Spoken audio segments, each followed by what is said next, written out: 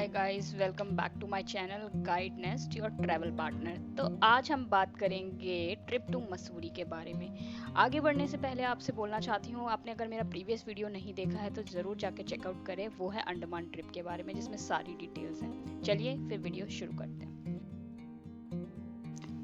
तो हम लोगों ने मसूरी जाने के लिए दिल्ली देहरादून शताब्दी एक्सप्रेस में टिकट्स बुक कराई थी और इसके लिए हमें सुबह 6:45 पे हमारी ट्रेन है। तो हम लोग सुबह 3 बजे उठे थे। हमने अपने लिए लंच बनाया क्योंकि कोरोना चल रहा है तो ट्रेन में खाना प्रोवाइड नहीं किया जा रहा है। तो हमने अपना ब्रेकफास्ट बनाया और लंच बनाया और हम रेडी हुए और 5:30 बजे के आसपास हमने कैब बुलाई और हम स्टेशन के लिए निकल गए।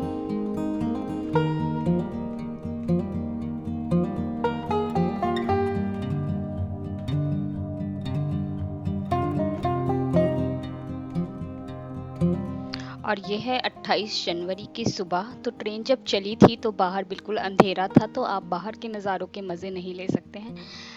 और कुछ ही घंटों बाद थोड़ा थोड़ा उजाला हो गया है, तो आप देख ही सकते हैं कि किनारे पे खेत हैं गन्ने के और काफ़ी अच्छा गन्ना लगा हुआ है और ठंड बहुत है।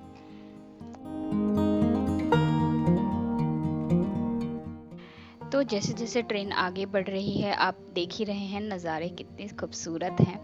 और ठंड में जब आप ऐसे हरे हरे खेत देखते हैं ना तो मन को बहुत सुकून मिलता है।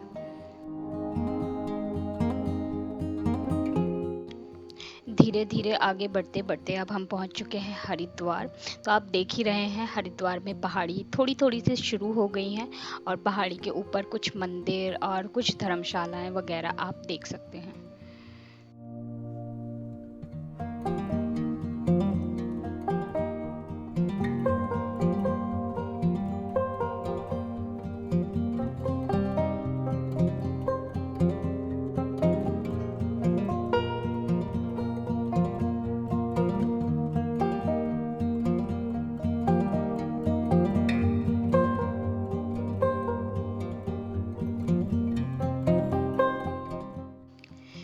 तो ट्रेन का देहरादून पहुंचने का समय है 12:50, पर क्योंकि फॉग था तो इस वजह से हमारी ट्रेन थोड़ा सा लेट है। तो हम यहाँ पहुंचे हैं 1:10 पे और अब हम पहुंच गए हैं देहरादून स्टेशन। तो हम लोग स्टेशन से बाहर निकले और बाहर निकल के हमको मिलता है बस स्टैंड और टैक्सी स्टैंड। तो देहरादून से मसूरी जाने के लिए 2 से ढाई घंटा लगता है।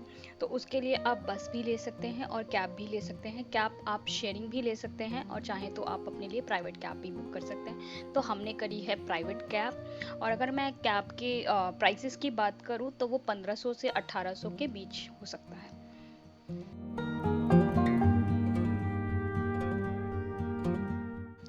अगर मैं मौसम की बात करूं तो देहरादून का मौसम दिल्ली के जैसा ही है, मगर जैसे जैसे आप कैब से ऊंचाई की तरफ बढ़ते जाएंगे धीरे धीरे आपको ठंडक महसूस होने लगेगी।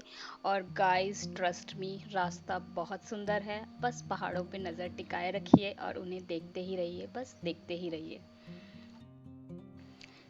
पहाड़ी रास्ते में आप चाहे जितनी फ़ोटोज़ निकाल लीजिए आपका मन कभी नहीं भरेगा और हर एक नज़ारा एक से बढ़कर एक होता है।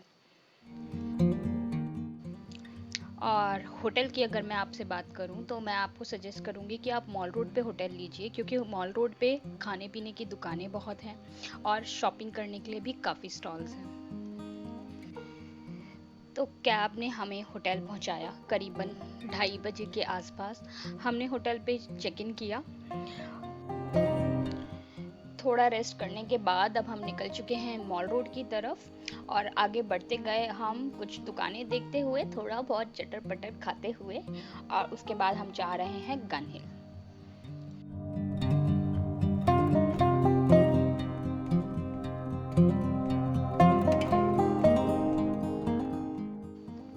गन हिल जाने के लिए हम लोगों ने ट्रॉली बुक करी और हम लोग ट्रॉली पे से गन हिल गए।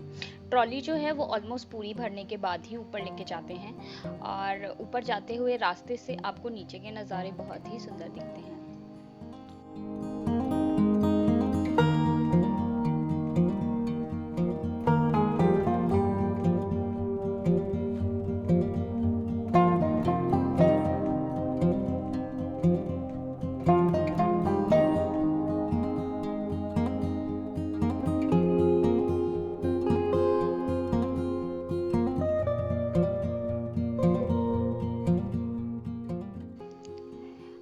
गन हिल पे आते आते शाम हो गई है और यहाँ बहुत ठंड है। ठंड में हमारी कुल्फ़ी जम रही है और हमें बहुत भूख भी लगी है, तो हमने डिसाइड किया कि हम मैगी खाएंगे और पकौड़े खाएंगे। और ये सब खाने के बाद हमने कुछ फ़ोटोज़ खींची और ठंड बहुत बढ़ गई है क्योंकि टेम्परेचर हो रहा है 1 डिग्री। शाम भी हो रही है, हवा तेज़ चल रही है और सच में हम लोगों की कुल्फ़ी जम गई है। तो कुछ टाइम गन हिल में बिताने के बाद अब हम लोग वापस आ गए हैं अपने होटल में। और हम लोगों को बहुत ठंड लग रही थी, तो हमने सोचा कि आज हम रेस्ट ही करेंगे। तो हमने अपना डिनर किया और हम लोग सो गए। गाइस, अब हम लोग जा रहे हैं कंपनी गार्डन। मॉल रोड से अगर आप कंपनी गार्डन जाना चाहते हैं तो आपको रिक्शा करना पड़ेगा। रिक्शा आपको कॉस्ट करेगा अराउंड 300 टू 500 के बीच में। और तो चलिए।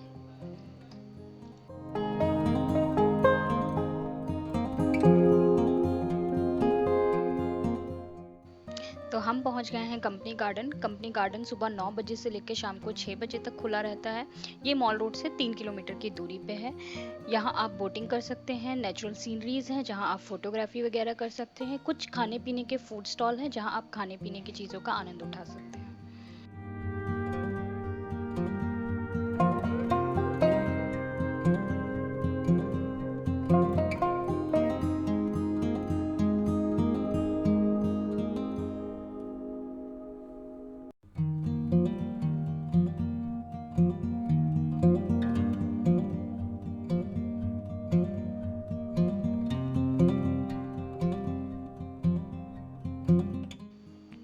कंपनी गार्डन घूमने के बाद हम लोग वापस आ गए हैं मॉल रोड।